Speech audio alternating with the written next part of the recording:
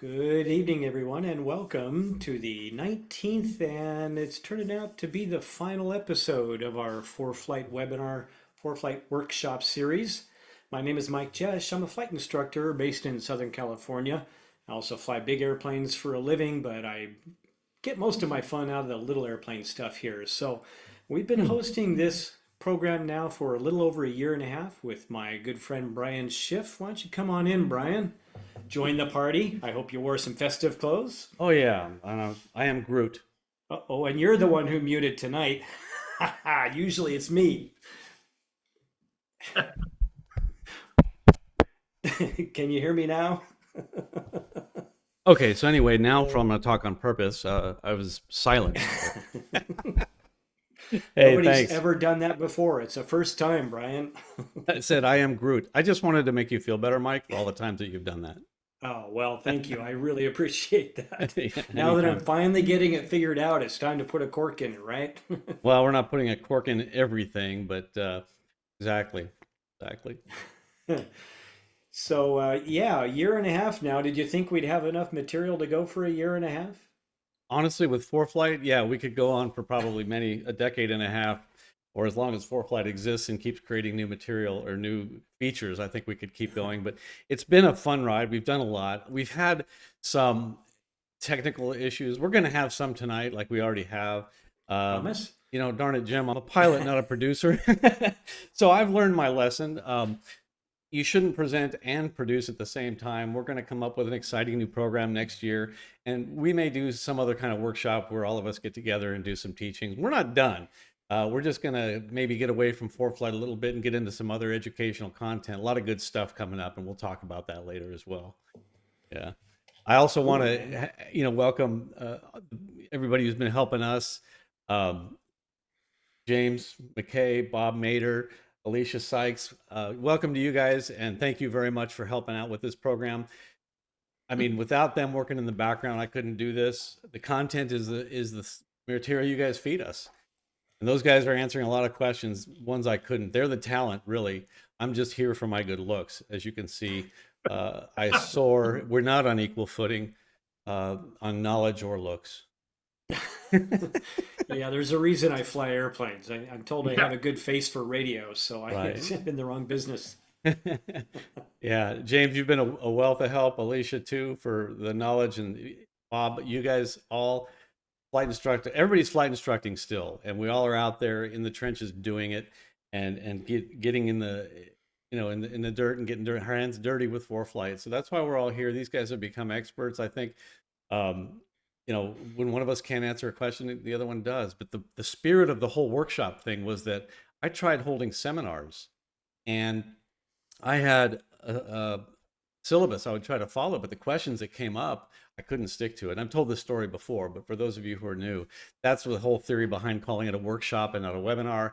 We're getting our content from the interactivity of you guys asking in the Q&A. If I start showing things what I think you want to know, you're going to want to know other things. So we try to keep it interactive with as many people as we have joining it. It's difficult to get all of your questions answered. We're doing our best. We're going to go through some of the more popular questions that we've received over the last year and a half, and maybe some new stuff, and do the same old thing. But then we're going to kind of teach a man to fish rather than give you all the answers. We're going to show you how to find them yourself as well. You guys have anything more before we get started? Well, I'll Uh, just say it's been an absolute pleasure of being here, and I appreciate your faith in me, Brian. We've gone back a long way, Yeah. and I yeah. Anyway, I appreciate you. You're the pro from Dover. I'm just some guy who helps You're people too fly. humble. I think that you're out there instructing. You have a lot of great stuff to offer. You've taught me a lot. We teach each other stuff. Anybody that thinks they are the pro from Dover or knows it all needs to take a step back and increase the humility level a little bit, like you have. And I think that's all of us here have that to some extent. We will never claim to know. Uh, Probably not even know enough to be doing this. We just have the guts to get up here and embarrass ourselves. yeah, and you talk about getting a little bit of familiarity with it and always learning something new. Well, I learned today that ForeFlight just came out with a new edition today that added some more features. So here we are trying to keep up with it. Yeah. Like I always say, maybe I feel like sometimes I'm getting toward 90, 95% fluency with it, and then they come out with a new version, and I'm reset back to 70 or Yeah. 75%. Fortunately, it seems like the recent changes haven't been quite so significant. You want to go over those changes, Brian? Sure. Yeah, we'll go Jump we'll on go in through with that that. for sure. Okay. Yeah. I hear someone else? We'll go through it. Nobody So here but us chickens. yeah, this will be recorded. It'll be available later. We'll cut out a lot of the BS so you can get back through it with just the meat, rather than all of the BS and stuff that makes it so comfortable for us to be talking live. I will go ahead and I will start the presentation. And if you guys want to jump in at any time, if you get some good questions, interrupt me. Feel free. Again, we'll be monitoring the Q&A. Maybe we'll look at the chat a little bit. We kind of keep that in our peripheral. But so if we see everybody saying I can't hear anything, we might notice that. But the Q&A is what we will be answering, and the questions that my friends will be feeding me as well. So I will go ahead and start the presentation. And tonight is the grand finale with support from Mike, Bob, James, and Alicia, obviously.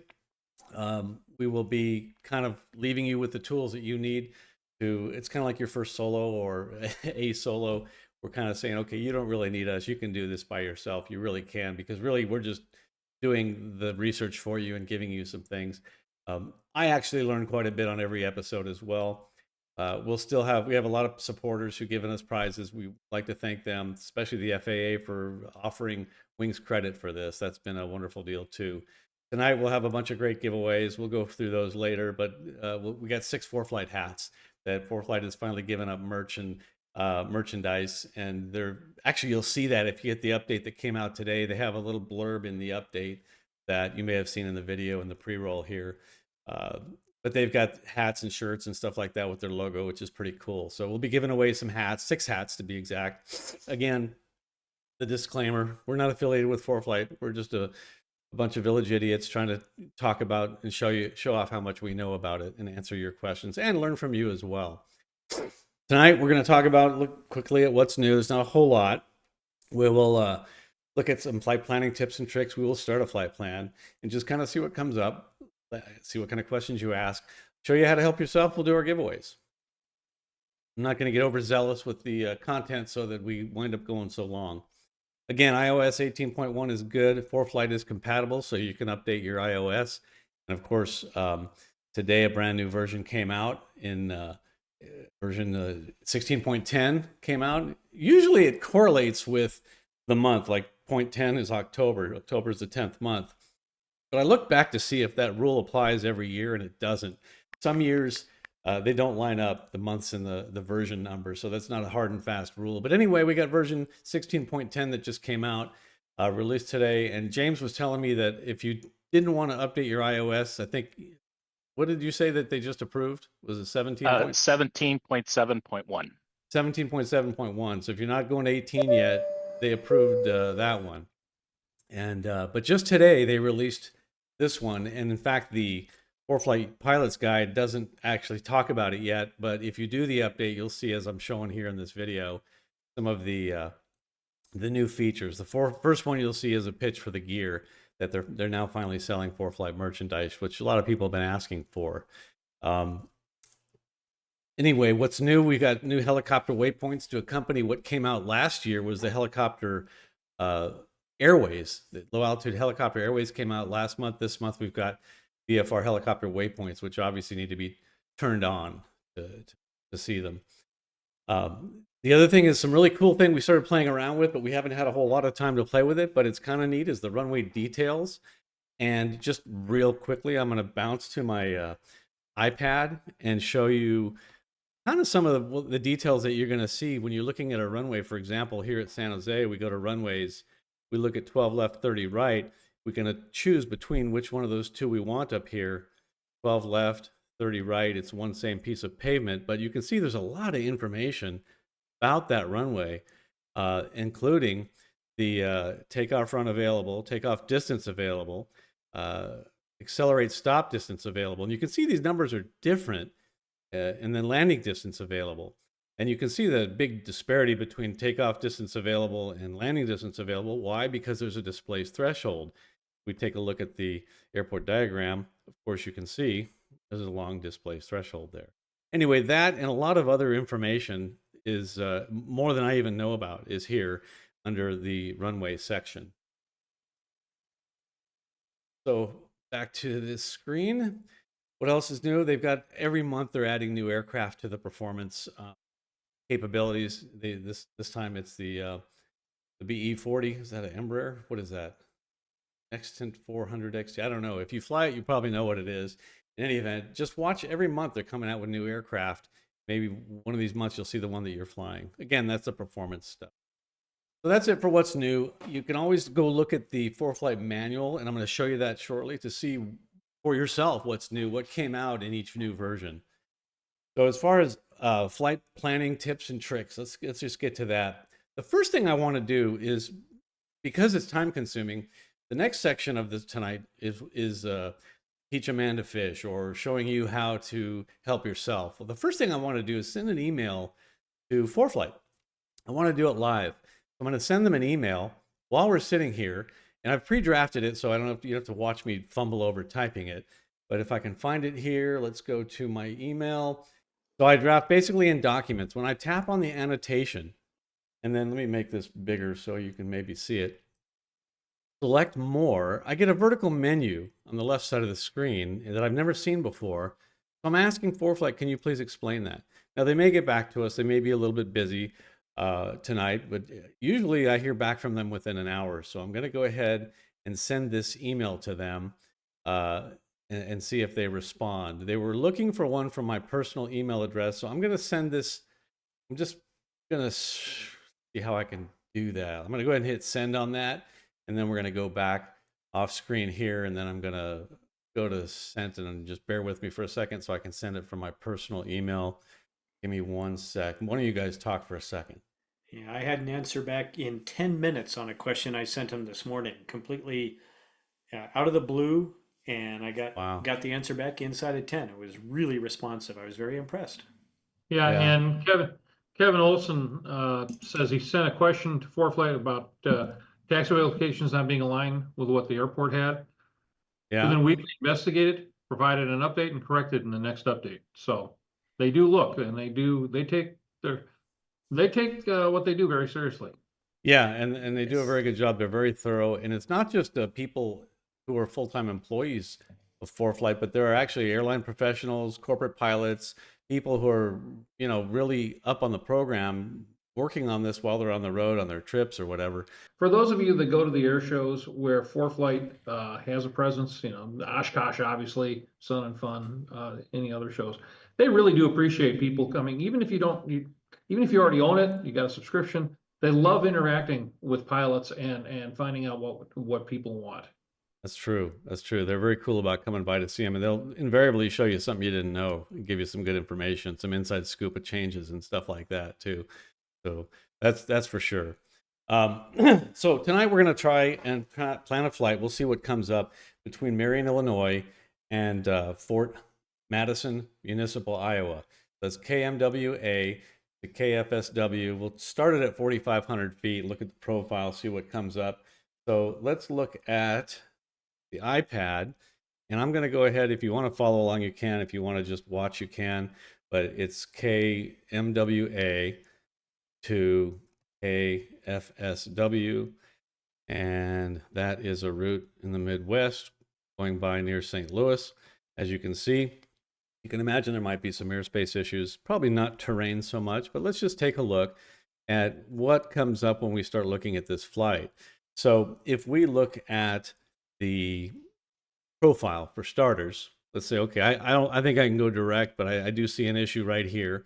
I'm not quite sure how close I'm getting to the Bravo air for St. Louis, but we'll take a look and see. So I'm going to select profile view. When I select profile, I will see the profile of the flight. It was kind of zoomed in, and I see that I'm going through an MOA here, and I see something I'm getting close to right here. What is this? And I can actually expand it out and see what this is. If I click on it, it's going to show me where that is on my map. And there it is. And you can see I'm getting pretty close to it. And all that means is because it's showing up on here, anything showing up on the profile is within the profile that quarter width that I've set, I should say. So if I go to settings here and I look at the profile quarter width, it's a 1/2 mile. So my quarter is a 1/2 mile, but you can see it's still showing up here because I'm getting awfully close to it. You can adjust that quarter width, and we've showed this before, but it's a good review. If I make it 100 miles wide, you're going to see the corridor, anything in there, you're going to see more show up. Anything that's within 100 miles of us is going to show up there. But obviously in a small light airplane, I'm not going to need something 100 miles wide. So I'll go back here and we'll go to, let's just say anything within 2 miles of my aircraft I want to go. But you can see it changing as I change the distance. You can see some ground flutter, some buildings, some things like that. I'll go to a 1/2 mile. Let's just say I can fly that accurately. Now I got to 1 mile. I can fly that accurately. Anything with a mile of my, either, left and right, mile wide, the 1/2 mile each side, I want to see it show up. And it's going to show up after I exceed, the hazard settings are going to show up after I exceed 40 knots. Of course, you can change that airspeed depending on your airplane. If you're flying an Aronca Champ, you might want to make that 20 knots. In any event, the hazards, altitudes is going to show you here. You can select what is considered low or high, or helicopters might have a different, tolerance than an airplane might. So you can kind of change those. Can't change those other than the default settings. Quarter activation, I have it hidden right now, but you can actually show the quarter, and now you can see the quarter is showing. If I zoom in, and in fact, if I turn off the sectional, you can see it a little bit better, but you can see the quarter there. And if I make it a little bit wider, go to quarter width, say 6 miles, you can see it's a little bit longer. So if you see that on your flight, it's a 6-mile radius around your destination, all your waypoints, and then left and right of your course. And you can see that here. So it's showing us everything on the profile within that. I'm going to go ahead and set it back. Brian, yeah. While you're here, just a reminder that this profile view is, I believe that's on the Pro Plus and higher level subscription. That's not in the basic level. Yeah, thanks for pointing that out. That is on the Pro Plus and higher. Yeah, thanks. And so if you don't see it, that's probably why. So looking at this one, we see that we came a little close to something here. If I tap on it, it shows you what it is. It's that section of airspace.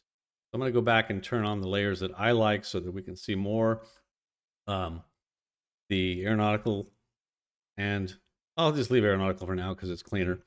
And you can see that section of airspace right here is what we're getting close to. And what is it? If I tap on that, it's going to show me. I'm going to try and tap in it right here. It's the St. Louis class Bravo, and it goes from 4,500 to 8,000 feet right there. So if I were to go, so right at the altitude, I'm coming awfully close to it. I wouldn't want to play it that close. Let's say if we went at 8,500 feet on this flight, it wouldn't be a problem. So we can change our cruising altitude a number of ways. We can set it here. We can just drag this up to 8,500. Sometimes it's a little bit difficult, but you can see that takes us over the top of that airspace right there. You can also drag your finger along and see. I'm just dragging my finger along in here, left and right, and you can see where that is. I can stop there. It highlights the airspace that we're getting close to, but we'll be over the top of it there. What else have we got? Looks like we're going underneath or between some MOAs, so that's a better altitude for that because the airspaces are different. If we tap on that, what is it? It's a Pruitt MOA from 500 AGL to 6,000. If I click on this one, it shows me where it is. That's another MOA, and that's from 9,000 up to 18,000 feet. You can kind of see where that is. So that's good, well and good. I'm going to maybe want to go a little bit around that Bravo, so we'll just drag this over. Maybe use Centralia VOR. That'll be our backup in case GPS goes out. I'm going to drag and drop it there, and I'm going to select not the airport. You could select the airport because then you'll get weather. It'll show up on your list of airports as an alternate. Or you could select the nav waypoint. You could select all, and you'll see the VOR, the intersections, and the airport. If you select the airport, it's just as a review. Now that you've selected that airport as a fix on your flight, KENL, in Centralia, Then if you were to go to airports and go to the tab that says maps and flights, because this is on your flight, it's going to show up here, Centralia Municipal, as one of the airports on your route of flight. If you had selected the VOR, of course, you wouldn't see that there. So in any event, back to the map. I'm happy with that. We're getting a little bit further away. We don't see the blue indicator for the Bravo airspace. What we do see as we're leaving Marion, we see the Class Delta airspace around that, but of course, not a big deal. We'll be talking to the tower. Of course, I don't want to offend anybody. It is the Veterans Airport of Southern Illinois. It's Marion, Illinois. Let's take a look at the NOTAMs tab. This is one thing that a lot of people don't look at. I'm sorry, the NOTAMs layer. I'm going to go ahead and just turn on the NOTAMs. I mean, obviously you want to see TFRs and NOTAMs. I turn both of those on when I'm looking at a flight. And let's just take a look at this. I'm going to hit the zoom to route button, which is this, my favorite one right here. Then it's going to just set the whole route in my screen. I'm going to tap that zoom to route right there. Now I've got the whole thing. And other than those MOAs, I see this orange thing I'm flying through. I can see the St. Louis Bravo, which I'm well clear of. If I don't have ADS-B, I'm outside the 30-mile ring, so I'm okay with that. What is this? I see something else right here. See this gray circle? If I tap on it, glider flying scheduled. September 16 through December 25. That's a long glider flight. That's from the surface and above. In other words, they're not committing to an altitude. I mean, if you fly a glider, you wouldn't want to commit to an altitude. If you're getting high altitude, you want to take it. So in that area, in this circle, there could be gliders, something to be aware of. Certainly not restrictive to fly through, but something you'd certainly want to be aware of, that when you're in this area, you'd want to watch for gliders. Are they strictly adhering to this circle? Probably not. You're clear of it by how much? We'll drop 2 fingers here. We are actually a half a mile from it. I might be very careful. I might reroute myself around that. I might just fly a little wide. But another thing that I see here on the NOTAMs is this orange airspace. And I see one north and south of St. Louis. And we've talked about this before. We also see the red TFRs. Some of them are MOAs that are activated by NOTAM as well, because if it's a NOTAMed MOA, you'll see that as well. But you see there's a lot of different airspace here. If we zoom in closer, you're going to see a little bit more. Here's another little one here kind of going by. What is that? These circles with the dashed lines. You notice our glider ring was, it did have dashes on it. But this one is an unmanned aircraft schedule flying there. It's up to 225 feet AGL, obviously very low. Most of the time, those are going to be low enough that they're just not going to affect you. And you can see they're all over the place. Here's one here. This one is obstacle, lights unserviceable. So there's obstacles there with no lights on them. That's good to know. A lot of things people just don't know about when they look at this. Here's one, more obstacles unserviceable. Here's one, more of those. A lot of lights unserviceable out there. If we go down here to the coastline, we'll see quite a bit, or the border, I should say. There's one here, these red ones here on the border. If you tap on that, that's a point of, let's see, it's a airspace near Coyote Wells, and it's the FAA classifies this as National Defense Airspace. I think they've got drones flying along there inspecting the border, surface to 500 AGL. So are you likely to be there? No, but you want to be aware of it there. Let's get back to our route of flight. I'm going to hit the zoom to route thing here. We'll tap out of the NOTAM we're looking at. I'm going to tap on this one. Mike and I were looking at this, and he kept seeing it, and I wasn't seeing it. So I was tapping, and I'm looking. All I see is Kansas City, low altitude Kansas City Center, and that's Kansas City Center, and then the high altitude Kansas City Center. And he was seeing, oh no, that's some kind of high-speed aircraft thing. Well, turns out I was not clicking properly. I was tapping and holding. And if you tap and hold right there, you're going to get this. It's going to show you the lat long of where you tapped and held. You're going to see the airspace that's published there. But the NOTAMs you're not going to see. So I'm going to close this. And now I'm just going to do a quick tap right here. And it's going to look like this. One quick tap, it highlights that airspace that I've clicked on. And it says exercises scheduled from 0 to 10,000 feet. And this is from January 2 of 24 to January 1 of 25. It's a whole year, basically. So what they're saying is there's high-speed aircraft flying in this area between the surface and 10,000 feet. Good to be aware of that?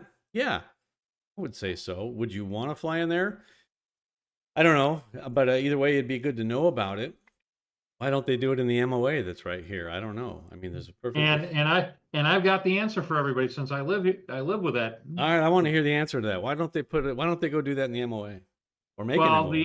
what's going on there is that's Boeing. That would be an MOA, except those are F-18s and F-15s being flown by civilian pilots. Oh, so they can't have That's a Boeing. military. Those are the Boeing test flights So they're out of making out of the old fighters, McDonnell plant.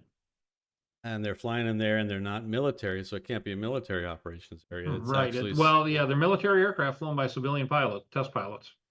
the operation is a civilian one. That's interesting. That's good to know. Good to Yeah, know. so that's what's going on in there. And all this is where I practice flying. And in all the years I've flown, I've gotten one traffic alert from ATC saying, "Hey, there's an F-18 about to buzz by you." So maybe that's a good reason to get flight following, even if you file a flight plan, right? I mean, I think flight following would be prudent here. Do they always talk to air traffic control? Oh, you betcha.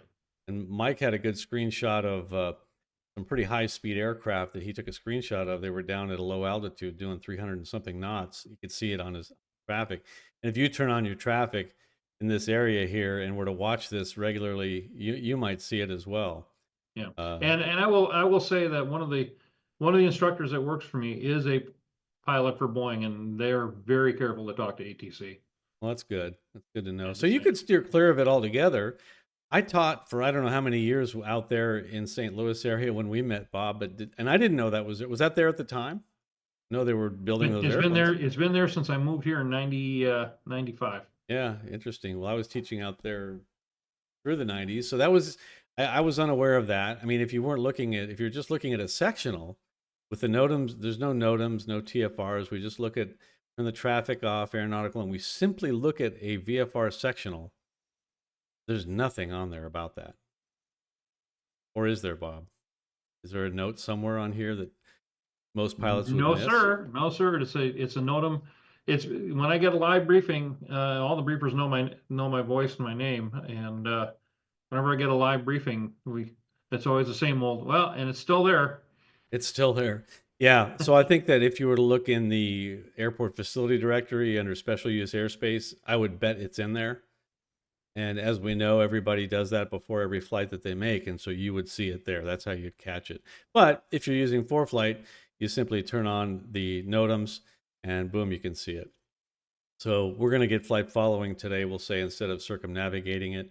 But if we go back to our profile, it doesn't show up on there either. This is activated by NOTAM, and it's always been there. It's probably always going to be there as long as we're building airplanes. It's just something to be aware of. Anything else? I know that a lot of people, there's been another issue with like, hey, can I build my top of descent in there?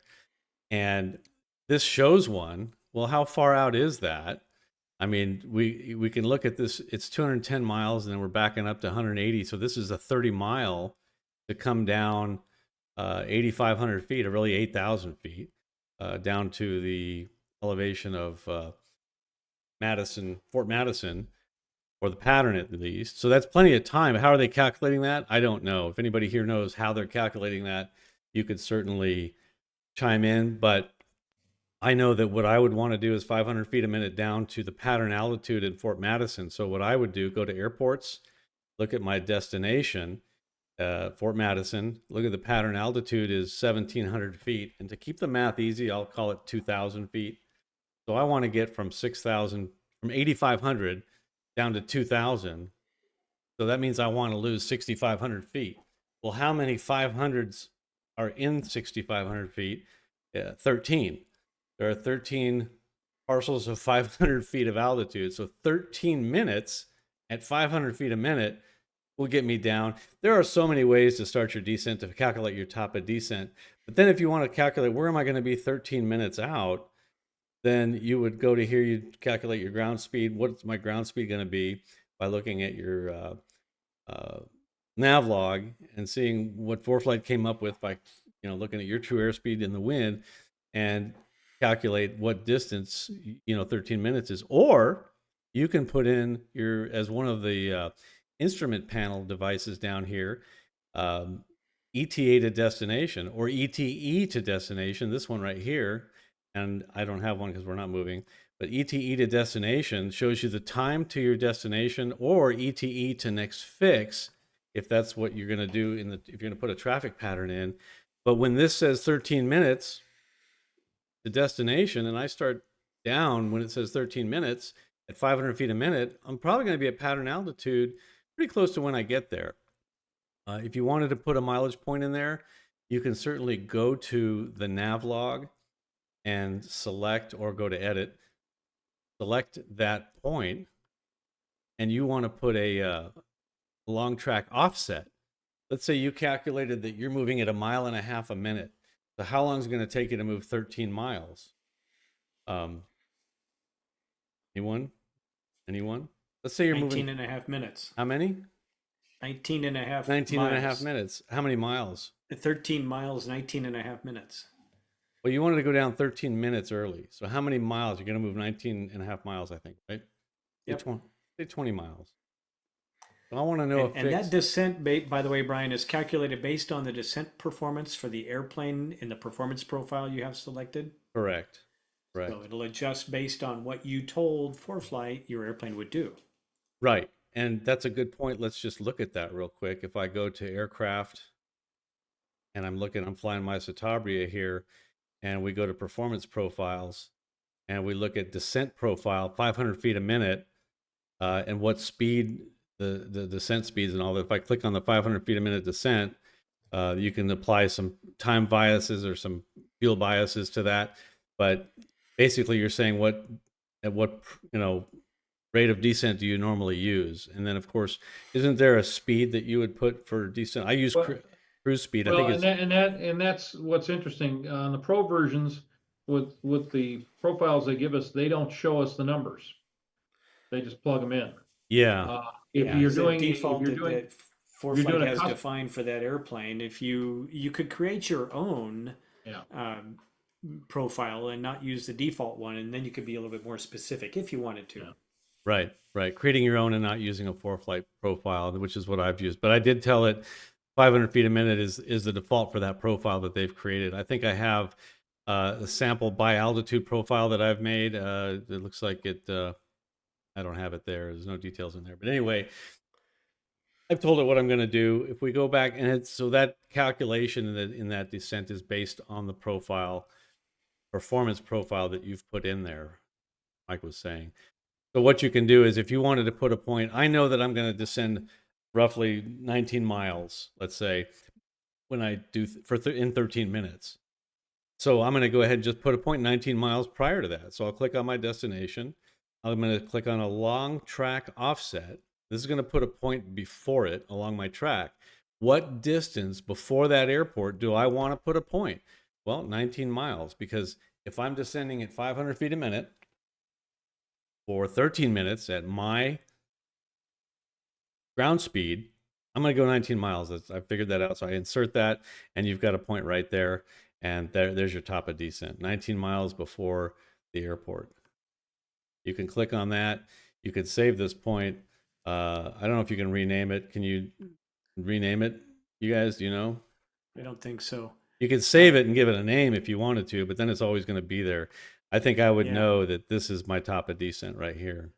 Look on the profile now and see if that lines up with where your well, I know it doesn't, because it's gonna it did it like 30 miles before. Here's that point. So it actually started down way before that. That's because it's using a different ground speed than the sample that I used for this example. But if we matched up our ground speeds, it should start pretty close at the 500 feet a minute profile. And if I use my cruise speed, which was 2 miles a minute, so I think my cruise is like a little bit more than 2 miles a minute. So if I were to put that 2 miles a minute for 13 minutes, that's 26 miles. So let's delete this one, tap on it and hit remove from route. And I'll tap on this again and click on a long track offset. And if I'm flying a little more than 2 miles a minute for 13 minutes, it's going to be 26 miles. But I'm actually doing a little bit more than that. I'm going to say 28 miles and insert that. Well, that's a little further out. We'll take a look at where that is on the profile. It's not going to be exact, but it's going to be closer. because of the speed that my aircraft flies. And yes, I have 180 horsepower Citabria, so it goes fast. It loves to go fast. Fire-breathing Citabria, which is a lot of fun to fly, I have to say. Go faster than your Malibu or your King Air. For sure. I'm kidding. It is fun. You got to get out here and fly it again. So Overdue. So there's that. We've got a top of descent. We got our NOTAMs. We've got TFRs. You can see there's a lot of NOTAM airspace out here that you just wouldn't realize if you don't turn this NOTAMs layer on. As I toggle it, you can see. Let me clear the flight. And then NOTAMs. You can see there's quite a bit. And you see more detail as you zoom in. I mean, there's a lot of these unmanned aircraft. Probably one right here. Speaking of details, Brian, Yeah. I see when you've got your layer selector menu pulled up that all the items in your menu have underlines. Mine don't. Why is yours different than mine? Yeah, that's a good one. It took us a long time to figure that one out. And if you look at your iPad and you see that you have links here, all your menu items have an underline or don't have an underline, you're wondering what is different about that. And that's something that it took us a long time to figure out. And we actually had to reach out to ForeFlight and they figured it out for us. And what we learned is it's an iPad setting. So we had to go to iPad settings and accessibility. And under was display and text size, there's a switch here, button shapes. And it's turned on. That's why I have them underlined. You'll notice accessibility right here is underlined. When I turn button shapes off, it's going to not be underlined, as you can see. And now it looks like yours, Mike, if I go back to ForeFlight, which, by the way, you can take this little bar at the bottom of the iPad right here and swipe it to the right. And that's what I'm going to do and watch what happens. It goes back to the last app you were using. Whee! Cool trick I learned by watching someone younger than me. So now if I click on this menu, you'll see they're not underlined. And it's just because everybody, isn't it, Brian? Yeah, pretty much. Pretty much. I wasn't going to say it. I wanted to lob that one and leave it for you. Another common question that we get is, how are you seeing the data here of the panel with the legend of the sectional? We've showed this several. What's up with that? Yeah, we've showed this several times, but it's something that I always get questions on because we always get new people watching. I'm going to go ahead and clear my instrument panel to make more room. And you'll see that any sectional I tap on, I'm going to see the whole thing, including the menus on the side, which shows a lot of good information right there at my fingertips. Why are we seeing that? That's a map touch action. Wherever I touch, it's bringing that map to the front with its legends. So that is under the map settings gear right here. Almost down to the bottom, you're going to see map touch action. What do you want to happen when you tap on the map? Well, either nothing, and ForeFlight will automatically pull the chart up that it thinks you need. Is my iPad blinking? It's back. Yeah. Or bring chart to front with, whoops. Menu, where it is again. Map touch action. Bring chart to front. Now, whichever one I tap, it's going to come to the front, but we're not going to see the legends. Or no action. So when I have no action, you're not, if I tap on the map, I'll just tap right here. You're not going to see anything happen, but you're going to see an automatic zoom level. Like here, you can see Denver has this Class Bravo inset right here. This white box is showing you that there is a Bravo inset. Whoops. And if you zoom in, if you watch the detail of the chart, you're going to see it switch over on its own at some point there. There you've got the Bravo terminal area chart. There you've got the sectional. And it's zooming in on its own. And if that's driving you nuts and you really want to see the sectional while you're zoomed in, well, then leave it there. Go to the gear tab, the map settings gear. Go to the bottom of the menu, go to map touch action, bring chart to front. We don't want the legends, we'll just bring it to front. Close the menu. Now, if I tap on the screen right here, it's going to toggle between the sectional and the terminal area chart. And you can just go back and forth between them. Another place that I find that super useful, Brian, is when I'm looking at IFR charts. There's a lot of areas where you have 2 or 3 or more different IFR low altitude charts in one spot. and Yeah. maybe one of them has a little bit better representation of the particular airways or airports or something. And you can Yeah. use that. It'll cycle through every chart that overlays that location. So that's cool to know. I'm looking at this out of the Mile High VOR right here, this airway coming on the 068 radial here. What airway is that? I could either zoom out and see if it says it on there somewhere, but I'm going to tap on the screen and it's going to go into that inset that I see as a result of this green dashed line here. I know there's another map there. So I'll tap on it. I think we're on no action, aren't we? So I'm going to go back to the settings gear, map touch action, and when I tap, it's going to bring chart to front. So it's there. Why isn't it toggling between those charts, like you So said? maybe there's only one low altitude chart that covers that area. Although you Probably. gotta, Well, no, I saw it. Maybe I'm not zoomed in enough. So yeah, that's it. So you can Yeah. see that 068. I'm just tapping, and you see the 068 has nothing on it. It's kind of, this is the high altitude or the low altitude, the big chart. Tap it again. There's the area chart, and you can see it. Exactly. That's Victor There 8. there are several people asking, and they say, hey, I don't see that map touch action when I click on the settings gear. It's important to note that under the map layers, you have to have a map actually selected. The Yeah. aeronautical layer doesn't have that feature. So you have to have right. a VFR sectional or the IFR chart actually selected. And it makes sense. The other ones don't work. So It makes sense because it has to have a map to bring to the front. But right now we're not looking at Right. any maps. We're looking at, And it also, it's another illustration of the fact that that menu, that particular menu, is very context sensitive and only shows things that apply to the layers and the overlays that you're looking at this moment. right. So And- if you don't see it here, you can look at it in more settings, and all the settings are always in that menu. And Mike's talking about more, and then settings. Exactly. And Brian, Yeah. if you don't mind, you can go back to a sectional chart when you're done showing Sure, that, sure. and go to this airport. It's near our route anyway. Go to India 63, Mount Sterling. It's just east of Quincy. India 63. 63. Yeah. Mount Sterling. Okay. Yeah. Okay. Now, this is important, and this came up in one of the Facebook groups that I'm in, and I can see a complaint about this. If you look there, you'll notice there's no airport information showing for Mount Sterling on the sectional chart. See that? Yeah. Yep.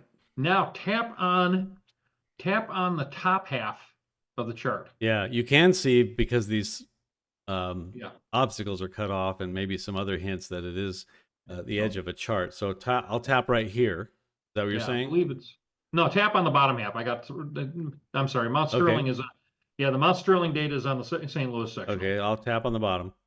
I believe. I'm double checking myself. Yeah. Go away. did you have that menu selected? Bring to the front. I believe I did. Let's go back and I look. thought you did. Settings. Yeah. Map touch action.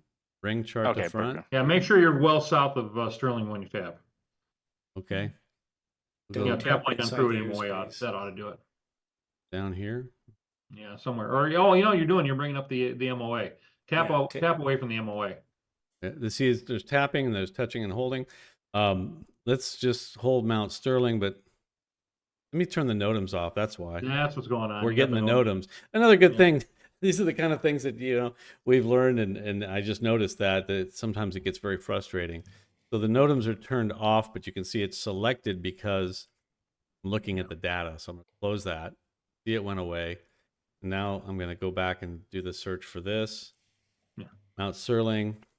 Yep. And now that I've got Mount Sterling, I'll tap down Yeah. here, and there Yep. it goes. And now you see the airport information shows up, folks. And this came up, and it's because, so everybody knows, what ForeFlight uses are the actual FAA raster files that are used to make the printed charts, and they geo-reference them and match them together. There we go. So the airport information is not on the Chicago sectional. This is where the Chicago and the St. Louis sectionals join. Yeah. And it's not on the Chicago sectional because it's lapping over to the south, but it is on the St. Louis sectional. So if you ever see that happen, that's what's going on. Sometimes if you load the whole chart with legends, you can kind of see, okay, which one is it on? That's this one, the St. Louis Yeah, legend St. Louis, yeah. right Yeah. here. Yeah. And another one that does that is Napa. And I'll point out that for those that might be private pilot students, if you live in an area where there's 2 overlapping charts, it is not unusual for a DP to ask you questions about where there's symbols that are kind of missing on the overlapping charts. Yep. If you're using an EFB, they use that as a little trick to make sure you know that. Yeah, Yep. and here's one if you're in California, in Southern California, Napa is a good airport to plan across country to, because it's near the limit of the tank, a tank of gas. I added it to our route to find it easily, but you can see what's the ATIS frequency here. We're looking at the sectional, and you can see that the TAC chart is covering it. So if I tap the TAC chart, you can see that's why it's covering it, because that's the edge of the TAC chart. If I tap on the sectional up here, oh, look at that. You can see the whole airport data block there for Napa Airport. That, yeah, like you said, on check rides, that's a fun one for examiners to do. Let me just bring that, settings. We'll bring it to front without the legend. Map touch action, bring the chart to front. And no legend, but you'll see when I tap down, you'll see the whole sectional. When I tap up here, you're going to see, actually, I'm toggling between the San Francisco terminal area chart, which is down south. Turning it on and off. This white line with the word TAC in it, terminal area chart, is telling you that that white area, there's a lot going on here. That's where there's a terminal area chart. You can see it kind of goes like this. So that's a good one. That's a good one. There's another good one out at, if you center on November X-ray Papa. By the way, looking at the profile, if we add Napa to our flight, we have a little bit of a problem here. Look how many times we're going to hit the terrain. Ouch. Okay, what did you say? Look at what? Bruised pretty easily. Take a look at, there's a military airport out by 29 Palms, November X-ray Papa. How do you spell that? I don't remember. Near 29 Yeah. Palms? So we're, Yeah, so look at that one and zoom in a little bit more on it, and you'll see all the airport data is duplicated. It shows twice. it shows twice. Yeah, and Yeah. the top of the class Delta is there twice. And the top of the class Delta is there twice. Exactly. Exactly. All right, somebody go. So and Yeah. somebody stopped this. Somebody And stop it. it's- Yeah, so so- it happens that that's right on the border between the south and the north, the other sides of the paper when the chart was on paper. So they had to have it on both sides. Yeah, okay, that's interesting. So you can't tap out of that, though, can you? By the way, does anybody know what the double rings mean? Nope. It's army training, sir. Are you sure? Are you sure what the double rings means? Last time I looked. Oh, I thought it would be here. We have to go to the chart It supplement. is. to- It's right It there. is. Oh, yeah, there it Yeah. is. Military. Yep. Military, yeah. But it's other I said, than okay, hard surface. They have a bunch of those plates there. The runway is like a bunch of plates, metal plates, or some. I'm sure somebody on here has seen that. Oh, we have it up here in Minnesota. They're the combat whatever, like the rough gravel, The like portable it's a- runway. Yeah. Yeah, the BYOR, bring your own runway. Yeah, so that's what that is. In any event, go back to zoom to my route here. Anything else that you'll notice that there are some obstacles being called out here because I'm showing the corridor, the hazards here, and anything within that corridor is going to show up. Let me turn the sectional off just to make it easier to see. You can see that these are obstacles that go to certain altitude, and they're within that altitude. They're in that corridor that I've set. These are all the obstacles popping up in there. You can see that they're called out here. Oh, there's another one. There's one at the 1132. This is, during our descent. That's probably a good one to be aware of. That there's something there. We probably won't be down at 1132 MSL if our pattern altitude there was 1700, but good to be aware of. So that's what those are. They're just calling those out. In the meantime, so let's go to some of the, this some basic flight planning, just a review of some stuff. We could go on for many more years doing this. But what I'd like to do is go through some of the more common things that people have been asking us and some of the interesting ones. And of course, if anything pops up now, shoot them to me and we'll try and answer them. And I say try, keyword. So One thing that someone suggested, if you fly a fleet of airplanes, use caution when you're filing a flight plan. Don't do anything in a hurry. And as you've always heard me say, there are two speeds you can operate at, slow and screw up. Although if I know you really well, I use a different word than screw up. But don't go fast. When you're hurrying, that's when you make mistakes. And if you file a flight plan for another aircraft on your, the last one you flew, for example, and you don't have it set right, and you file a flight plan for that, you might get a surprise, or the other person flying that airplane or the owner might get a surprise, or you may not get your clearance. If you're looking for a clearance, you call for it and they say, no, we have our flight plan from Marion to FSW, but not for your aircraft. We have it for another aircraft. Would that happen to be yours? And that's embarrassing. And that's if you work it out. So be very careful filing your flight plans. I think that was a very good piece of advice, because I think most of us here have done that. Can I tell an embarrassing story on myself? Of course, yeah. Since I flew a lot when I worked for a major Western railroad that shall be nameless, but the locomotives are yellow. Yeah. And I used to fly a lot on business. I'd get bored in the back, and I had a profile for a competitor to your company. This is for me I'm 757. trying to bring your picture up, Bob, and I got Mike. Or you look different now. Anyway, Yeah. Mike's better looking. Anyway, Yeah. I had a profile. I reverse engineered the profile for a 737. So guess what? Guess how I filed at 8,500 feet one time. At what speed? Yeah, that didn't. Oops.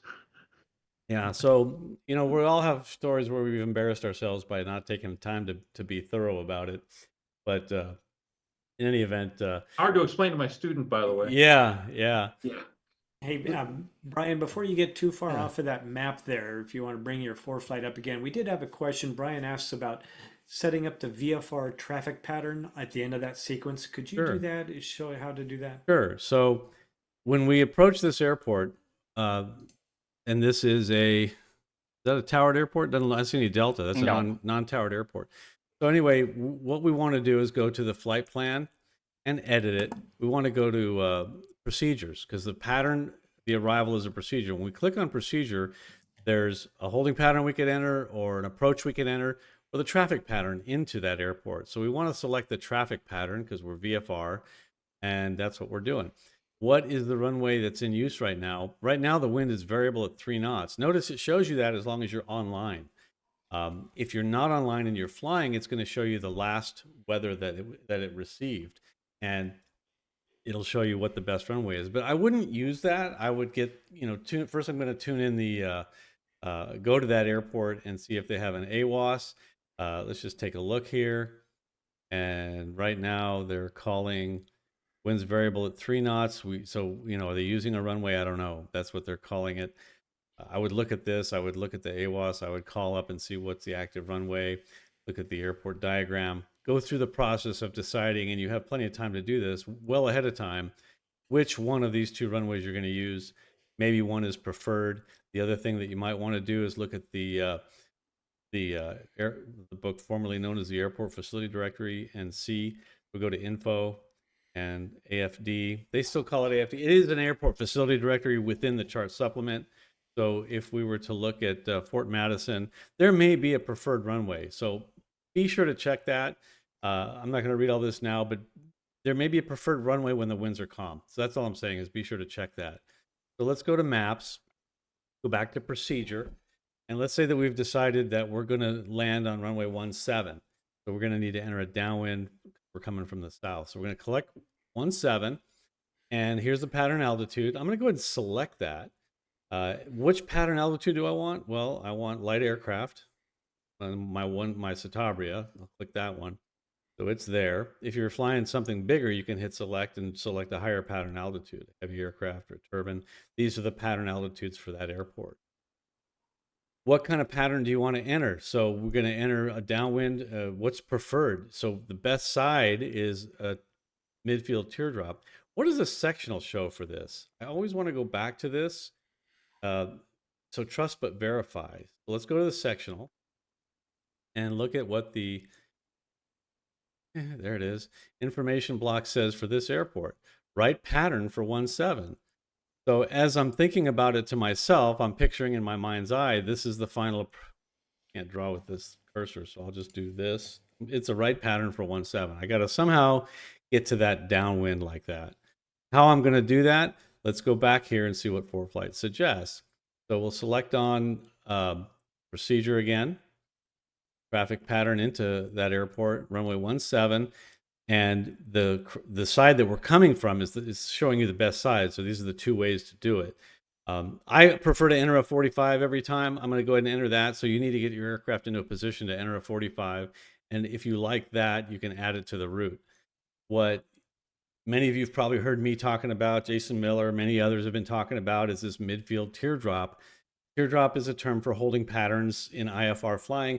I'm not a fan of ForeFlight using it here, but if we were to select it, you'll see what it shows. We're going to approach, we're going to cross over the airport midfield, get away from the airport. The airplane flying handbook says to get 2 miles from the downwind.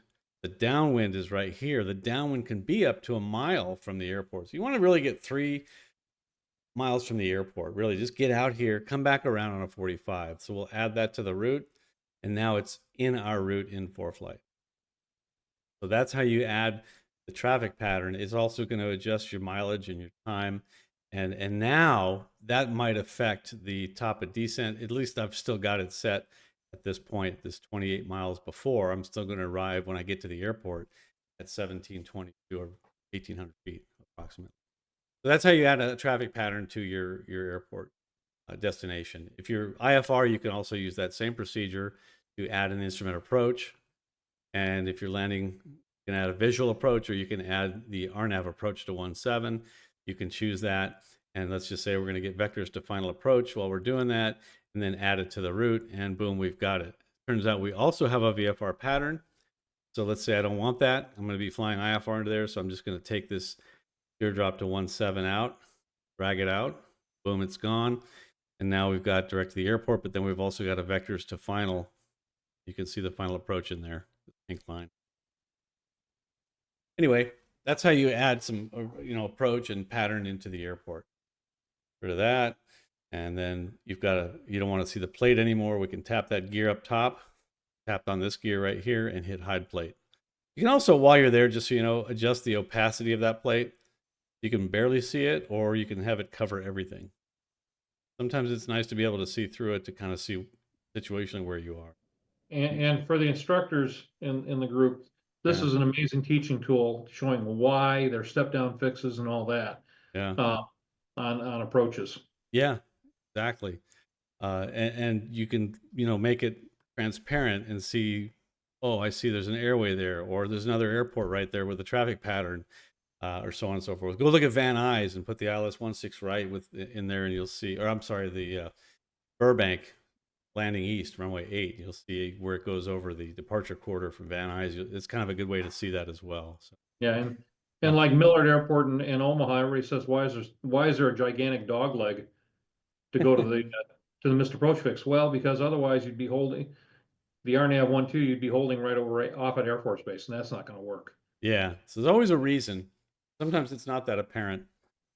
So I'm going to go ahead and get rid of this chart, make it so I can see it again, and I'm going to hit hide plate. All right. By the way, as a bonus to everybody, go to P's.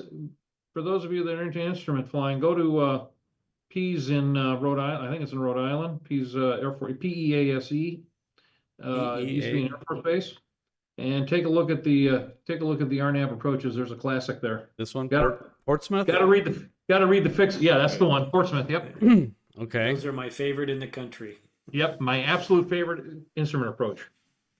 Yeah, I remember there's something. So what do you want me to look at? Well, I didn't mean for it to do it, take up your time now, but go ahead. We're gonna have fun tonight, so let's go ahead. Approach. Yeah, why not? Go to approach, and it's RNAV 16. RNAV 16. Yep. Is this the one where you compare the Jeppesen to the government and you see something different? No. Nope. Okay. Start reading it from the initial approach fix off to on the west leg there. Here? Yep. Read it out loud. I thought a putty tat. Oh, I don't see tat. It used to be. There it is. There I thought a putty carry tat. And look at the missed approach fix. Look at the missed approach fix. I did. Okay, that's fun. There are so many of those. Like you go into Disney World, you go into Orlando, you're going to see all the Disney characters on there too. They get creative, they get fun, and there's some. There's actually a funny one into DFW here in the Arrival. I don't know if it's still there, but there was on the Arrival. Let's see, procedure arrival from the Northeast. By the way, if one really cool feature, which you see on the uh, icon or the thumbnail for this, I'm going to go ahead and put KDFW in here just to have that as our destination, so I can hit procedure arrival, and you're going to see all of the arrivals in the DFW right there. That's all of them, and you can kind of see, okay, well, if I'm coming from this direction, this gives me a really good idea which one. If you're IFR trying to choose an arrival, you're not going to do this one. You're not going to do this pink one. You're not going to do this green one. You're going to look up here. It's going to be one of these, and let's say it's the Seaver 4. So I select the Seaver 4. It's going to show me that with all the transitions on it. And the one I'm going to choose is the, let's see, trying to find the one that I was looking for. Jarhead, Proud. Yeah, there's the Leatherneck. few, Proud. I want to find, there's a certain one I'm looking for. You see, please? Oh, here it is. So it's on the Arnett. Okay, this is funny. There's a funny story behind this. I'm going to add that to the route. And if I can see the plate there, clean this up a little bit. And there's an old retired controller here named Chumley. And this intersection is named after him. And he would always forget to hand over, I think he was a center controller, and he would always forget to hand the aircraft off to approach control. And so they said, please, Chumley, switch them. Please, Chumley. Just switch them. Yeah, just switch them. Yeah, and so that was in honor of this guy that kept forgetting to hand over, everybody to the to hand the aircraft off to the arrival, the center controller. So yeah, please, Chumley, just switch them. Anyway, that's kind of fun. Another story. And then the really cool one is the Freedom 1 into Washington D.C. That's true. So DCA. you can actually do like type up here in this global search KDCA FRD M, and you should be able to search Freedom 6 right here. Freedom 6 RNAV arrival and so you can search up there. You actually search for KDCA ILS, and you're going to see the ILSs. So it's another. I didn't know you could do that. Yeah, you can shoot right here. Then boom, I can grab it right from there. I've only been doing this for, okay, cool. It's an easy way to get to it. So go back to here, and I'll put the FRDM, and we'll select that arrival, and you can see as you come in here, honor, bravery, courage, pledge. We will never forget. September 11th. September 11, always. Let's roll. Victory, hero. That's kind of cool. I don't know if you got the chills, but every time I fly that arrival, I do. And it just, I was flying on 9/11, so it was a very meaningful day. And anybody who doesn't know where the term let's roll comes from, you need to research that because it's a great story. In any event, I want to get back to what are common things on our PowerPoint, the questions. We'll probably bounce back and forth. Let me go back to the screen here. Is there a way to see air traffic on an approach plate, or do you have to switch back to a map view to make the plate transparent? Well, as I was showing you, we just sent a plate to the map. That's really the way to do it. So let's say we're going to get our flight plan here. We're going to DFW. I just want to, let's just add the ILS here. So I'm going to search for the KDFW ILS. Just pick one, 17 center, and I'm going to send it to the map with this button right here. So send to map, send to, and then map. Now it's going to put that plate on the map. I'm going to turn traffic on, and this is the best way to see the traffic on the approach plate. Brian, you probably want to be sharing your iPad though, so we can see it. But I saw it. Didn't anybody? Yeah, this would also be a reminder for those subscription levels you do have to have if you want the geo-referenced info. You have to have the Performance Plus or the Pro Plus subscription. That's right. And we don't mean to diss those of you who can't afford it. There are some nice features, but you do need that prescription. Yeah, I need a prescription. Are you currently taking any prescription medication? I'm So if you having would a have seen me conniption. put this on there, that would have been really cool. But this is anyway, I sent the map, the chart to the map and turned the traffic on. And so now you can see it. Looks like they're landing north in DFW, so they're not really on that approach. So I can do KDFW, ILS 36 left, put that on the map, then 2 map, boom, it's on the map. And we're going to see now that looks about right. We can see the traffic on downwind, on final. You can see it happening. You can also see the parallel traffic. So that's the answer to that question. Let's go back to the screen. And is there an easy way to use a timer for a timed approach without having to click off a chart or an approach plate? Oh yeah, absolutely. That's a good question. So if I go back to the iPad, if I'm flying this approach, let's say this one doesn't have a time on it, but let's say it did. It had a time there, and I'd say it was 2 minutes. Down here, I'd see a time. I'm going to save time by not going to a plate that has it. But just click on more, and you got a timer right here. And let's say it said 2 minutes. I'm going to just set 2 minutes and 0 seconds and tap out of it. And as soon as I cross the fix for which the time starts, I tap right here, and look what happens. It starts. Now, if you want to see what happens at the end of that, I'm going to start this over again, but I'm going to set 0 minutes, 10 seconds, and we'll tap out of it. We'll start it. And I don't want to leave that menu there, but let's see what happens in about 5 seconds from now while I'm shooting this approach. You're going to see, you would Timer hear it has if expired. our audio, Will there it repeat. is. Timer has expired, and it will repeat. You also get a ForeFlight timer expired. It's repeating because I set it to repeat. If you go to more, Timer has tap on expired. this, Will repeat. tap to set. I have it repeating 22 times. That might be good if you're in a holding pattern and you want to set a 1 minute timer and have it keep repeating itself. Once you've found the in a no wind pattern, I guess. But anyway, I can make this repeat count, turn it off, and then it will only do it once. I'll start the timer. Start. Oh, getting tap happy. It's going, and you do it. Now, fortunately, the recording of this is going to get that timer expired warning that's about to pop up because Timer my has timer's up. expired. Boom. You'd hear that through your headsets. If you hear any of the warnings on the iPad, you're going to hear that one say timer is up, your 10-second timer. That's how you do that. Let's see, what else we got? What is the best practice for a low-hour instrument pilot to use both their Garmin 430 and ForeFlight? I find it can get confusing, and I start looking for information in the wrong area. So in actual IFR, I would be concerned about using too much time on too many tools. Please help. That's a very good question. Not just IFR, but VFR as well. Every time I give a flight review, someone's got an iPad, and I think for the last, I don't know how many flight reviews, there's been an iPad involved. And like I've heard Mike call it a heads down device. That has just been a big problem that people are spending way too much time looking at it, mostly because they're not familiar with it. I really want to encourage you to spend some time, moving in a car, let your spouse drive, and you play with the ForeFlight. Play with it at home. Do as much as you can with it. Do the X-plane like we tried to show you last month, but we're unable to. Mike, do you want to talk a little bit more about this? As far Sure, be happy to.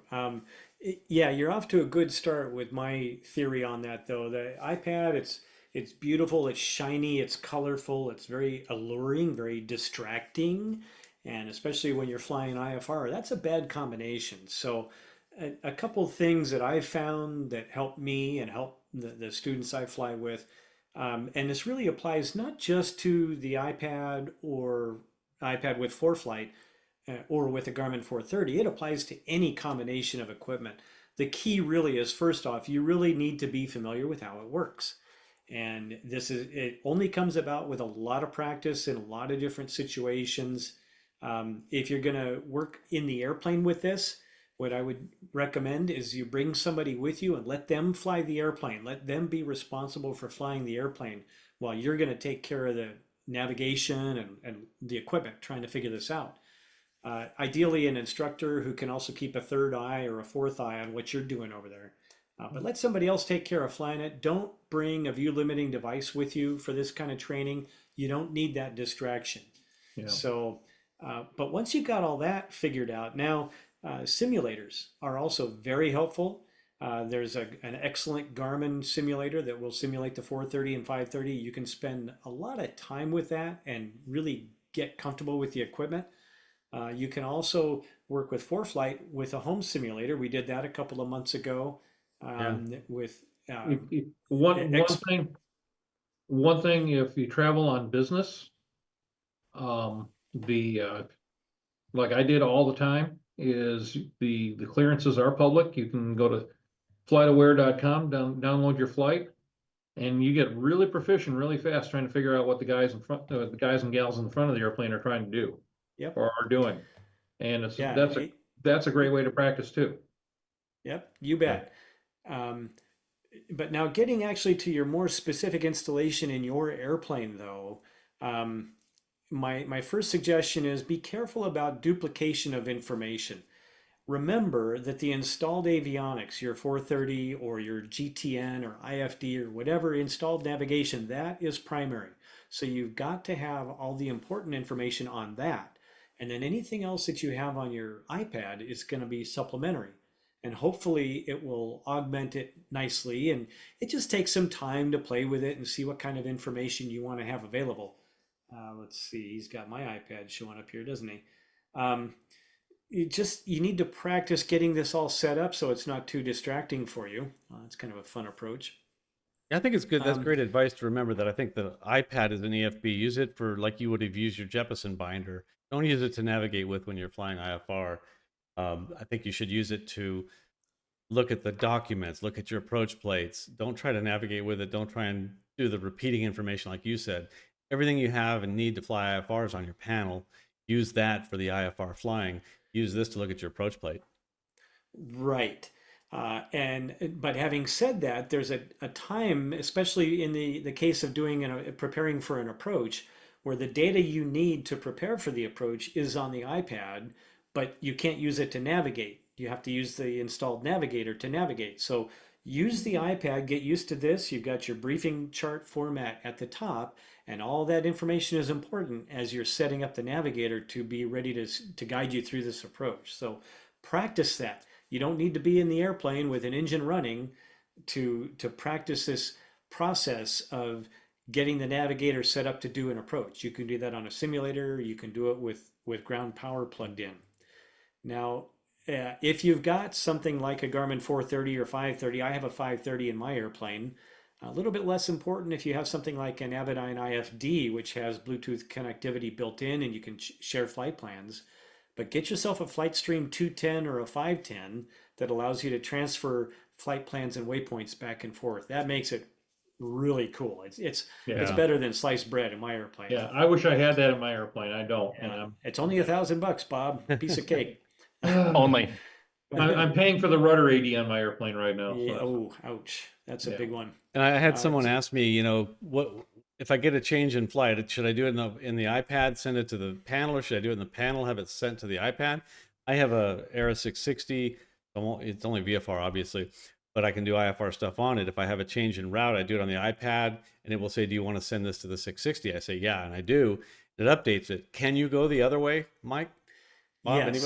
anybody? Once you've so my technique typically is if I've got a simple reroute, hey, I need you to go direct to a fix that's several fixes down the line in your flight plan. I just pull that up in the navigator on board, and then when I execute that change, it then populates back to my iPad. And one time I was going up to the Bay Area, the north side of the Bay Area from Southern California. Actually, I think I just dropped Karen off in Santa Barbara on that trip. Coincidentally, the first trip after we had the FlightStream 210 installed. And I got a reroute via Victor Airways all the way around the east side of the San Francisco Bravo. So those of you with a 430 or a 530, you know that you can't put Airways in a GNS navigator. So that change, I tapped on my iPad. Keep hitting those buttons, Brian. One of them will be right. I'm trying not to get this like that. I get 3 or 4 of us get like that. I get 3 of us. This is why I will not produce anymore. I got to look over here. I got to do all these things. It's a pain. But no, that's good advice.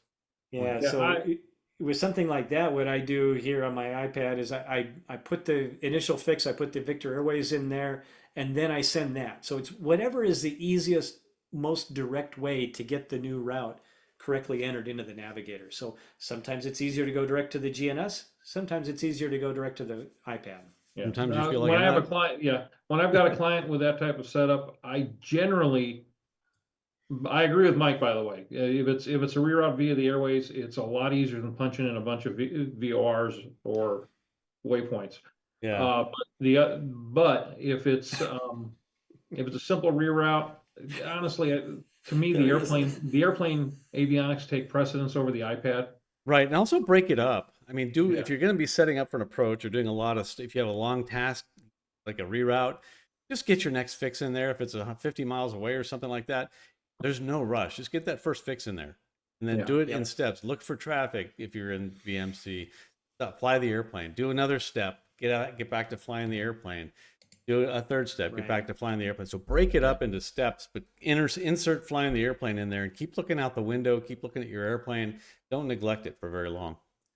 Yeah. Right. And then the final part of this puzzle that I thought I'd mention is when you're flying along and everything's calm and nothing really is happening, but maybe you're listening to ATC and there's some weather moving in the airport or a disabled aircraft on the runway closed the airport. You can't go there. I find it easier to do the research and choose my alternate, make my diversion decision using the iPad. There's more information available on it, Yeah. and I can make a better decision based on better information on the iPad. So that's a case. I can Yeah. usually get better radar information and METARs and stuff. I can get all that on my GNS, but it's a little bit of a cumbersome process. But on the iPad, it's a piece of cake. Yeah, It really is. is. And I like to put the cat when I'm doing that, like if I think a divert might be possible, I like to put the flight category in there and just let it, especially if you're getting data, weather data from ADSB or something. I'll turn the section off. You can see it. This should help decide where you're going to go if you need to divert, Yeah. by And a green airport, not a red one. yeah, if weather is the issue, certainly that's something to Right, keep in mind. right. And also caveat here: do not try to navigate through a line of storms using the iPad. But my if you're gosh. looking up ahead of your route and you need to make a strategic decision, Yeah. it's very nice. For example, 3 years ago, I was going down to Sun and Fun with a friend, and we were getting around some weather, and we took a diversion to the east. We asked for a vector to the east, and finally the controller says, "Yeah, I got to have a waypoint. You can't just keep going on that heading blindly." So looking up ahead, I actually picked Screaming Eagle, which is a TACAN at Fort Campbell. And the controller said, "You can do that in the civilian airplanes. It's in the GPS database. I'll take it." Go anywhere. Yeah. Okay. And then Yeah, he gave it so to me. if you were doing this, for example, Don't do that, this Brian. route, Yeah, don't do that. don't do that. And you certainly would not want to say, "Oh, well, I got this beautiful next rad here. I'm going to go up to this area here and then over to here." So no, you don't want to use, like Bob Yeah, said. there's some good webinars on how not to do that, including Yeah. some accident case studies that I was just AOPA gonna say, published. you do that, Brian, and I'm going to have to be the expert witness researching that one. And it will Right. be Yeah, short and I get to research. sit on the committees that I sit on and talk about it a year later. Yeah, so look at the two timestamps here. Okay, it's 8:22 p.m. right now. It's 8:15 was when I received this data. This data is 7 minutes old since I received it. This Even more picture than that. wasn't taken 7 minutes ago. All of these were stitched together 7 minutes ago. Tap But that 815, Brian. Yep, exactly. That's where I was going next. So we go over here, tap on that, and you can see that the radar, it actually was 715. The categories that I have pulled up, these different colored dots, that data was received at 820. It's not when the observation was taken or when that picture was taken.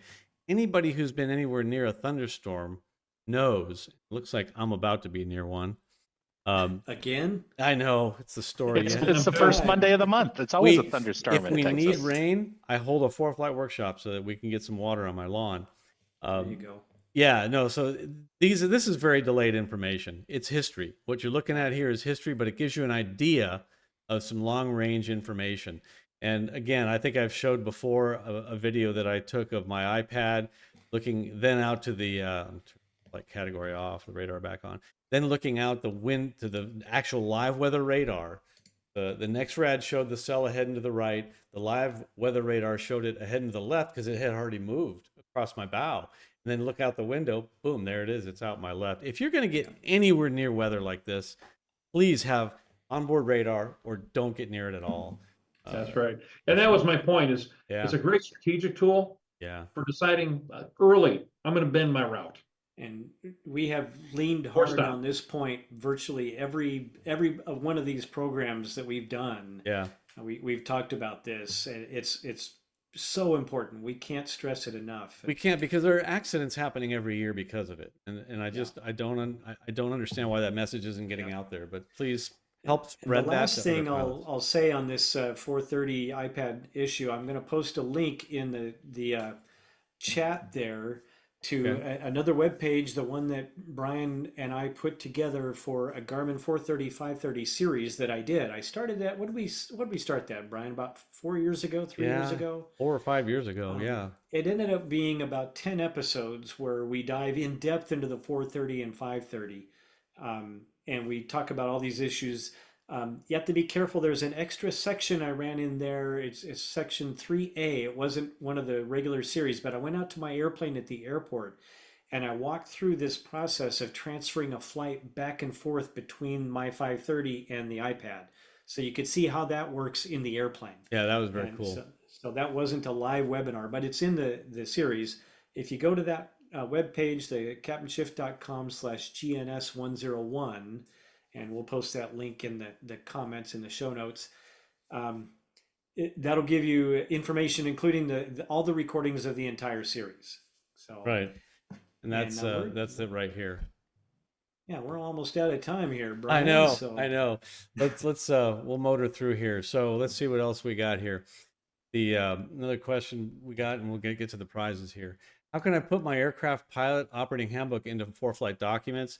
We've talked about that. It's a good way to review it. The easiest and simplest way to remember that is I've emailed myself the POH. So I did that in advance to save a little bit of time. So let's run to my iPad and get those guys off so they can pick their nose again. And I'm going to go to my email. So let's look at the email. thanks, I needed that. I know you did.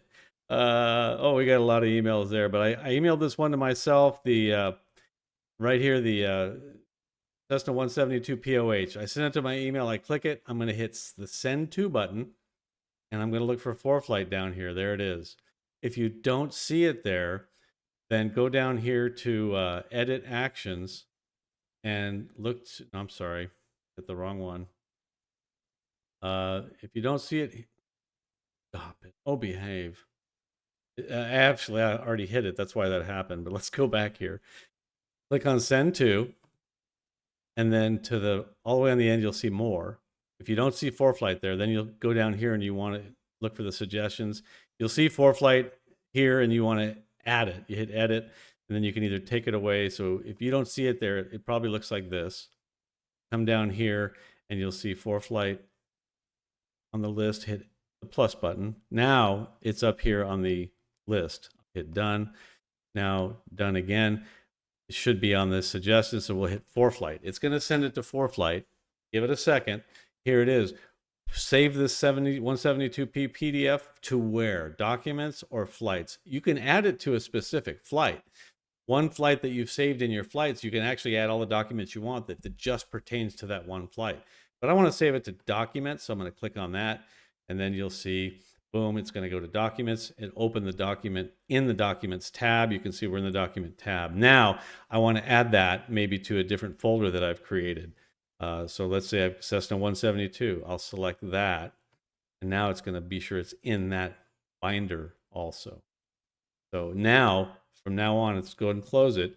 You'll see that it is in here. If I go to my document, go to my 172 binder, and here's the 172 manual. This is the POH that I just sent was, I think, this one right here, and there it is. So there are other people that are pointing out that you could actually just link your ForeFlight account to a Microsoft yeah, a OneNote or a a Dropbox, and I Right. see you have Dropbox connected as a drive, it could Yeah. be in there. It would also be available through There are there. a number of ways of doing it. It's the simplest way to remember if you're not doing this all the time. It's just email it to yourself and then send it to ForeFlight. You can create a Dropbox. I have it on my PC. Any folder I put in that folder, any file I put in that folder will end up right here. So these are all the files in my Dropbox folder on my PC in front of me right now. They will automatically populate in this drive in your documents catalog. So that is another real easy way. The simplest way, if it's just one document, is to email it to yourself. So what else do we got here? Let's see. Show the use of ForeFlight with a simulator and include a connection to Pilot Edge. So someone wrote in, and Ralph did. Thank you for that. Recommending Pilot Edge. That's a great way to learn it. Go through Pilot Edge. Make an account. You can actually, you're talking to real air traffic controllers when you're flying a simulator and using your iPad. That is another great way. If you find a simulator that has a 430 in it, to be practicing with ForeFlight and the 430. You can always pause it. You can stop and take a breath, and it's non-jeopardy. You're not going to hurt yourself. So it's a great way to practice. So thanks for that. And that's a picture of his beautiful airplane. Whoops, my map layer choices are underlined. We just went through that. Mike asked us why. If you see them underlined, that's why. You can watch the recording and look at that again later. Some favorite settings. I think in the interest of time, we've done a webinar or a ForeFlight Workshops on our settings. We actually have our favorite settings on the ForeFlight Workshops website, some of mine and Mike's. If I go to, let's see, the ForeFlight Workshops website right here, you can see in the links and tools, you can go down here and you can see somewhere in here, Mike gestures. Oh, that's article. It's in here. There's a link of our settings. My favorite setting, Mike's settings. They're in here somewhere. We've got a lot of stuff that we've talked about. It's all in here. But you can also go back and watch all of them over again if you want by clicking on previous workshops. And this is going to go automatically. I'm going to stop it, but you can hit full playlist and you can see them on YouTube. They're all there, all of them right. So in any event, you can go look at our settings that way. How to help yourself. You've seen us doing a lot of it, but foreflight.com/releases, that's going to show you all the latest releases and what's new. I don't need to do it for you anymore. You guys have watched me do it enough. You can do it yourself. So you'll just go to that website and you're going to see all the latest releases and what's new and what's on them. The other thing that's really good is on their website, they have a support link. Certainly, you can go to the support center, the video library, look at some of their own webinars. The new releases are right there, that previous website I showed you. But the video library is actually very good. Before we show you an image of that, actually, I think I've got a screenshot. Here's the video library. You can search for a topic that you're looking for. There are tons of videos. Whoa. It's crazy. Tons of videos in there. You can search for the topic you're looking for. ForeFlight Mobile, the user guide, we showed you how to use that too. One of our previous ones shows how to go through that. Looking at the iPad, if I go to my documents, and we'll make it a little bigger there, I'm going to go to the catalog, and you can go to these drives are default. So go to the ForeFlight drive. First one at the top is the ForeFlight Mobile Pilot's Guide. And go all the way to the end. You can take this slider here, down here, and just slide it all the way to the end. That's the last page. And I'm going to go in a few pages, and you can see the change history. Every month, you can see what happened each month, all the way back. And if I go back one more page, that's the latest there. So the oldest change is the last page right there that they have in there. It looks like it goes back a year. So anyway, that is where you can see the changes.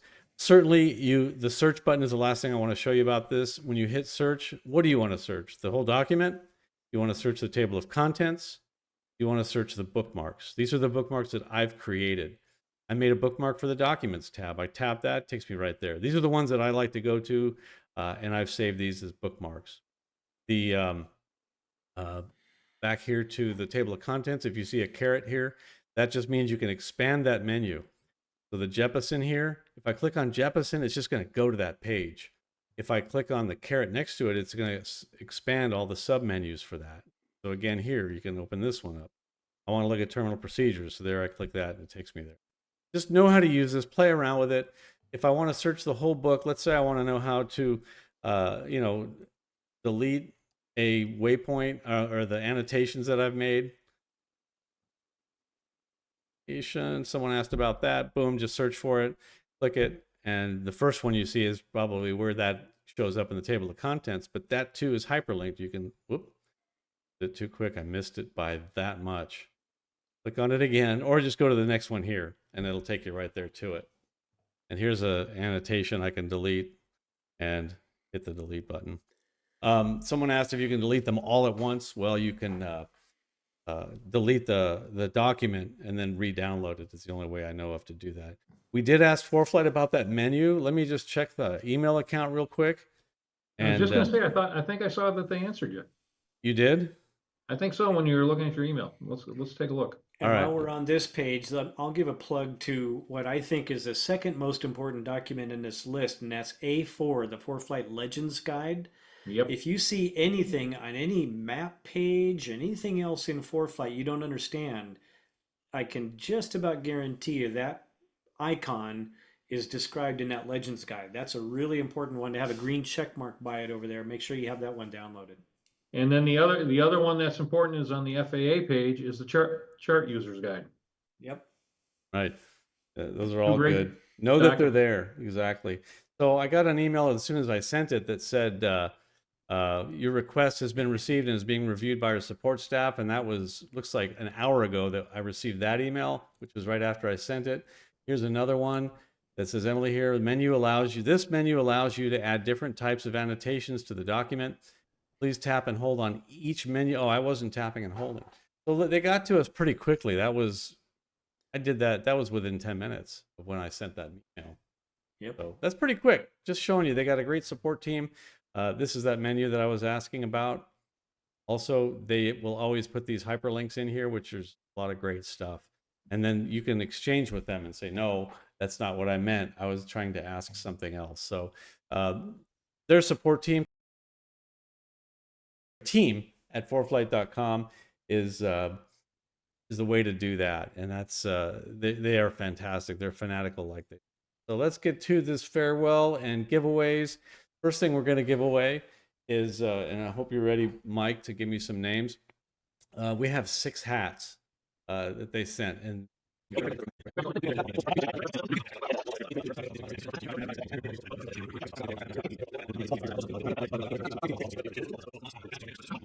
all the documents we've referred to. Remember, ForeFlightWorkshops.com is our website, but just remember ForeFlight Workshops. I'll leave that website up. There's a lot of great resources on there, all the links to stuff we've talked about. If you have questions, we'll still honor your questions and try to answer them if we can. Send it to foreflightworkshops@gmail.com if none of the other ways of figuring things out have worked for you. For Wings credit, scan the QR code and take the quiz. This will be the final ForeFlight workshop. For now, we'll probably do something else. I got a great project next year that's going to be sponsored, and I'm not going to be begging you for money like we did for the ForeFlight workshops. If you like what you saw, you feel like throwing more our way, feel free to do so. We've covered our expenses. I'm not asking for it. So anything more that we get is going to go towards scholarship funds like at AOPA or the 99 scholarship or the NAFI education fund. So feel free to do that, but we're not going to be begging for money anymore because we got some good sponsorship for the SCHIFF'S show. A special thank you to everybody who's given us gifts. They've supported us in giving away the gifts to give to you. We've not gotten money or received any monetization for this from anybody. Gold Seal, Ground School, thank you very much for everything from you guys. The Ventura County 99s have done a lot of advertising. I know there are a lot of you on board right now watching. Hello to you. Thank you for supporting us so much. And I think you're probably half of our audience is 99s, and you guys are awesome. Love speaking at your events. So feel free to reach out. Flying Eyes has donated some glasses. Love those glasses. Thank you guys so much. National Association of Flight Instructors has been donating gifts and memberships and has a lot of great stuff to offer if you check us out. I'm on the board. That's why I say that. And I'm the former chair, and you don't have to be a flight instructor to be a member. That's right. there's a lot to benefit everybody, not just flight instructors. As I've heard you say, Bob, there are, if you want to find out what the instructors are going to teach you before they teach it to you, it's like, hey, here's the shortcut. We got all kinds of good stuff for you. Great content, good magazine. Oh, and I'll be starting, well, I shouldn't announce it yet. I'll be writing a column, but I won't say anything about it yet. ASA has donated a lot of great stuff, the Far Aim books, all kinds of fun stuff, the backpacks and stuff, the bags. Sporty's has donated stuff to us as well. The autopilot from the gift shop from Sporty's and stuff like that. That was kind of cool. And batteries and iPad stuff. Pivot cases, still highly recommend them. Got an affiliate discount with them on the website, so be sure to use that coupon code and get a discount if you're going to use those. Lightspeed gave us the Delta Zulus. That was so awesome. I can't believe that. Thank you guys for that. Lightspeed is so innovative, such a wonderful, probably one of my favorite companies for headsets. The Finer Points, Jason Miller, good friend, great instructor, one of the best instructors I know. So I love his ground school. Thank you for donating that. Also the Ultimate Pilot Logbook, and Andy Dow, appreciate that. He's the one who developed that, invented the logbook. He's a DPE, owns the company, and very generous with donating the logbooks to us as well. Dad, I'll see you later. I'll give you a call after the show. Thank you. Especially ForeFlight, they've been very supportive in this probably by allowing us to do it. And of course, giving us the hats and the merch now. I think they gave us a performance plan to give away. But mostly, thank you guys. Thank you for showing up. Thank you for being here with us. We've had so much fun. You guys have given us the content. It's like there's nothing better than doing a presentation. And the hardest part is coming up with the content, but you guys have driven it. You've sent us so many good questions. I think I've probably learned more from all of you, and I have benefited more by knowing you guys. Thank you so much for that. Watch next year. What I'm going to replace my time with is going to be a real shift show. I am going to be full of shift, believe it. You're going to have a lot of stuff. I want to thank you all for joining us. We'll see you next year in our new project. Feel free to watch our reruns. Thank you so much for being here, and have a good night.